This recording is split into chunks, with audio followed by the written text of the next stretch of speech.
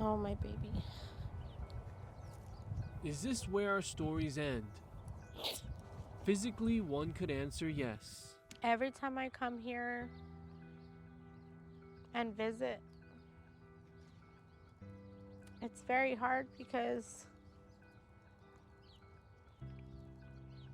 it takes me back to the day that he was buried, and knowing I can never take my son back out with me, knowing he'll never come home. But there's a reason loved ones always come back here, to remind themselves never to forget telling the stories of the ones they miss most. He overachieved and never took a day for granted. Never. For Maria Seidenstricker, he was the best Christmas present she could ask for. Dante Brubeck Vanderslice, born on December 25th in Casa Grande, the first child to make Maria a mother. We did everything together. We grew up together. We shared a lot of good times, bad times, memories. He was everything to me. Dante worked as a patient care assistant in the Valley, aspiring to become a registered nurse. But on the night of June 9th, 2021, he would be forever 20. Maria says authorities knocked on her door the next morning. He said it's all over the news. All over the news, you know, the accident that happened.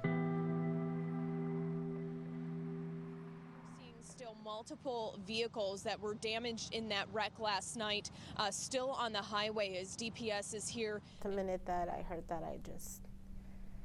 I felt like I was gonna die. Just hours earlier, a tank trailer hauling milk driving eastbound on the Loop 202 near 52nd Street crashed into the back of Dante's Ford Fusion. The sudden collision continued into 6 other cars, causing some to veer off into the barrier wall. The tanker separated from the truck, crossing over the median into the westbound lanes, bursting into flames. Dante was driving with 3 friends on the way to get Dutch Bros coffee. He and his 20-year-old friend Jennifer Vidal died at the scene. So did 21-year-old Alexius Hooper and 35-year-old Sadiqa Kiara Parker, who were in 2 other cars involved. Fox 10 has obtained footage of the crash from the dash cam inside the truck driver's cab. We want to warn you, it is hard to watch. The fact that I had to view my last son's moments on this video really destroyed me inside, because they were not doing anything wrong. Investigators say the truck driver was going as fast as 64 miles per hour, never slowing down despite a line of cars stopped in front of him. Chain reaction crash ensues. The driver is Cesar Gavinel, who worked for Arizona Milk Transport since 2008. He had no violations or crashes on his record before this accident, and investigators said impairment was not a factor, but something else was. They had policies and procedures. They weren't followed. They didn't follow them. Nearly 2 years after the deadly crash, the National Transportation Safety Board released its investigation findings in March of 2023. Officials say Arizona Milk Transport's safety culture was inadequate, and AMT drivers had dozens of events, including cell phone use detected on the drive cam system. But rarely was there discipline or coaching to improve driver behavior. 77% of the events on DriveCam didn't even have a driver assigned to it. They had one driver who had 128 events in 10 months. That is very unacceptable. As for Cesar Gavinel, he was reprimanded several months before the crash for cell phone use, but not disciplined a month prior to the crash for the same issue. Findings reveal he worked 13 to 14-hour days and arrived home increasingly later on the 3 nights leading up to the accident, getting about 5 to 6 hours of sleep opportunity. The NTSB says driver fatigue caused the crash.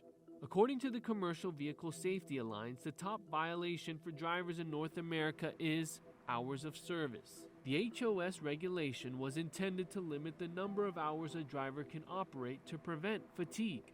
Commercial truck drivers carrying property can drive a maximum of 11 hours within a 14-hour period and should not drive more than 60 hours in a 7-day period.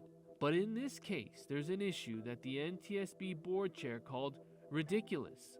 AMT operated under a federal agriculture hours of service exemption, meaning driving hours are unlimited within a 150 air mile radius if a truck carried agricultural commodities like milk. The problem is dairy's a year-round harvesting, if you will. So it doesn't appear that the exemption really fits, at least what I understand the original purpose of that exemption to be. Bob Boatman and Shannon Clark are two of the lawyers representing victims of the milk tanker crash in the lawsuit against Arizona Milk Transport. Let's say I haul milk, raw milk. I have an exemption, and when I leave the 150-mile radius, what happens? What kicks in? Then the hours of service kicks in. But you could be operating all day long, Chair Hummondy. All day you could be working 15-hour day or whatever, and then you leave the circle, the bubble, and then the clock begins. So that's very right. troubling. What's going through your mind at that point to hear that? How do we have a law, or should I say an exemption law, that allows people to drive that many hours unlimited within a 150-mile radius? And there's no track of specific data linked to the AG exemption. You can work a lot of hours, and a substantial number of them might not count toward your total hours of worked, essentially under federal law. I mean, that's astounding to me.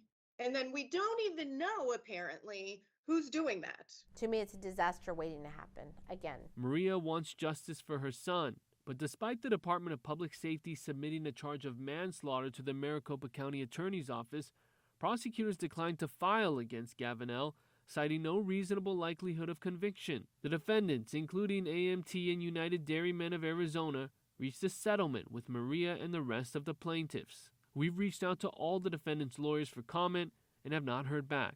Boatman and his team have now filed suit against the manufacturer of the truck involved in the crash. All he needed is the simple warning that's now in virtually every vehicle.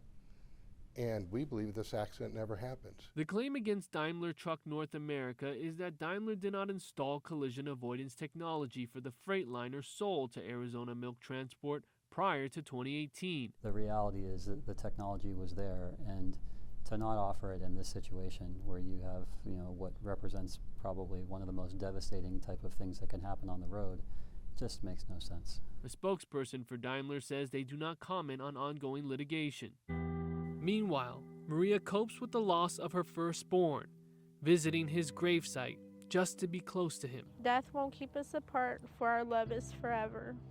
Just remember me in your heart, and one day we will be together. Live your life and live it full. Don't waste a single day. Remember, I am always with you, every step of the way.